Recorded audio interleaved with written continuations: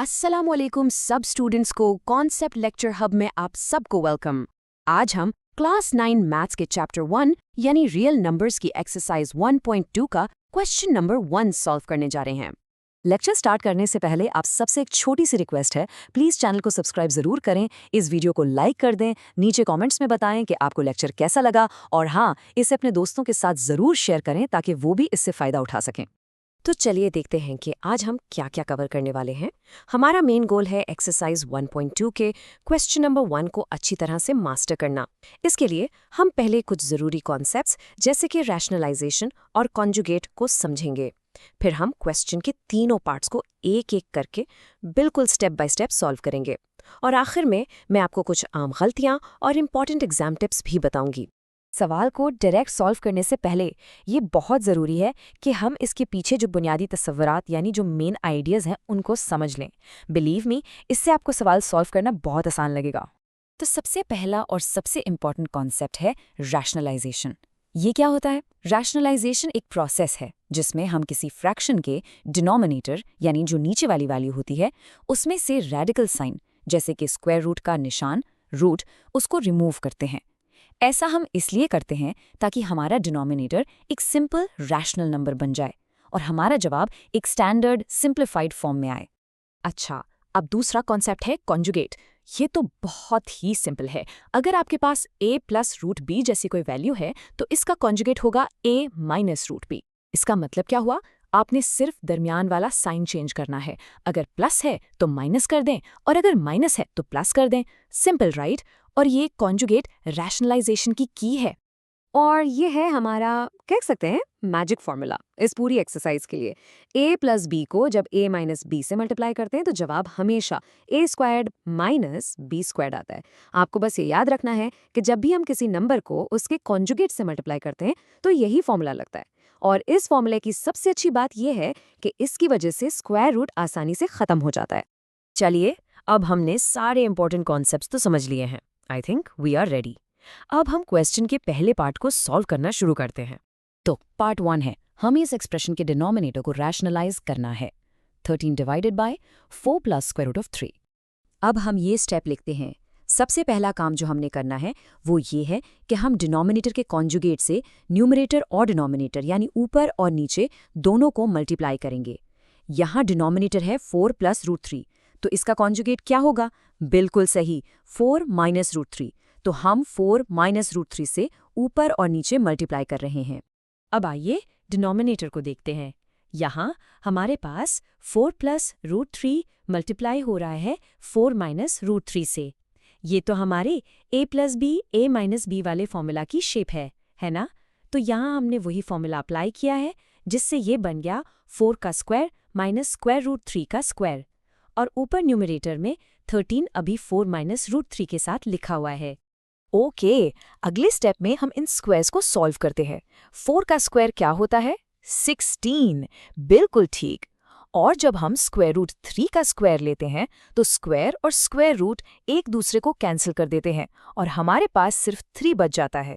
ये स्टेप बहुत एहतियात से करना है। अब डिनोमिनेटर में देखें, सिंपल सी सब्ट्रैक्शन है। 16 माइनस 3 होता है 13। देखा आपने डिनोमिनेटर कितना सिंपल हो गया है? तो अब हमारी एक्सप्रेशन बन गई है 13 times 4 minus root 3 all divided by 13। और ये रहा हमारा फाइनल स्टेप।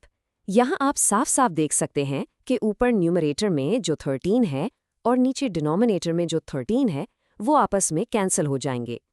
इसके बाद हमारे पास जो फाइनल सिंप्लीफाइड आंसर बचेगा वो है 4 माइनस रूट 3।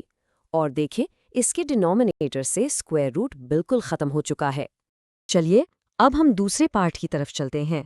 ये पहले पार्ट से थोड़ा सा अलग है क्योंकि इसके डिनोमिनेटर में, जैसा कि आप देख सकते हैं, सिर्फ एक ही टर्म है। इसे हम मोनोमियल कहते हैं। सवाल का दूसरा हिस्सा है square root of 2 plus square root of 5 divided by square root of 3। हमें इसके डिनोमिनेटर को रैशनलाइज करना है। अच्छा, जब डिनोमिनेटर में सिर्फ एक ही टर्म हो, जैसे यहाँ पे रूट 3 है, तो उसको रैशनलाइज करना और भी आसान है। इसका तरीका ये है कि हम उसी रेडिकल से न्यूमरेटर और डिनोमिनेटर दोनों को मल्टीप्लाई कर देते हैं। मतलब यहाँ हम ऊपर और नीचे दोनों जगह रूट 3 से मल्टीप्लाई करेंगे। अब हम आराम से मल्टीप्लिकेशन करते हैं। देखें, ऊपर न्यूमरेटर में √3 पहले √2 से मल्टीप्लाई होगा तो क्या बनेगा √6, फिर √3 √5 से मल्टीप्लाई होगा तो बनेगा √15। और अब डिनोमिनेटर की बारी। जब √3 को √3 से मल्टीप्लाई करते हैं तो वो 3 बन जाता है। सो हमारा फाइनल आंसर है √6 प्लस √15 डिवाइडेड बाय 3। आइए अब इस क्वेश्चन के आखिरी यानी तीसरे पार्ट को भी सॉल्व कर लेते हैं। हमारा तीसरा सवाल है √2 - 1 डिवाइडेड बाय √5। ये सवाल तो बिल्कुल पार्ट 2 जैसा है, आसान सा। यहाँ भी डिनोमिनेटर में एक मोनोमियल यानी √5 है, तो हम इसे रैशनलाइज करने के लिए क्या करेंगे? जी हाँ, हम न्यूमरेटर और डिनोमिनेटर दोनों को √5 से मल्टीप्लाई कर देंगे।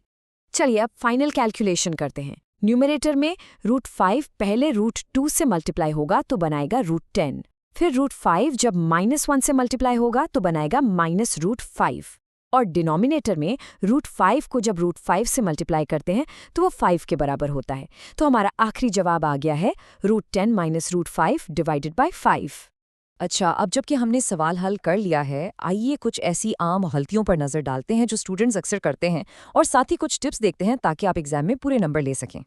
एक बहुत कॉमन मिस्टेक ये है कि स्टूडेंट्स जल्दबाजी में सिर्फ डिनोमिनेटर को कॉन्जुगेट से मल्टीप्लाई कर देते हैं और न्यूमरेटर को भूल जाते हैं। हमेशा याद रखें, आपने ऊपर और नीचे दोनों को मल्टीप्लाई करना है। दूसरी गलती, कॉन्जुगेट का साइन गलत लगाना है। इससे बचने के लिए हमेशा डबल चेक करें कि आपने सिर्फ दरमियान वाला साइन ही चेंज किया है। और एग्जाम के लिए मेरी टिप है कि अपने तमाम स्टेप्स बिल्कुल साफ साफ लिखें, कोई स्टेप मिस ना करें, और अपने फाइनल आंसर को हमेशा एक बॉक्स में बंद कर दें। इससे एग्जामिनर पर अच्छा इंप्रेशन पड़ता है। तो आज के लेक्चर का खुलासा ये है कि रैशनलाइज करने के लिए आपको बस इन 4 आसान स्टेप्स को फॉलो करना है। नंबर 1, डिनोमिनेटर को पहचानें।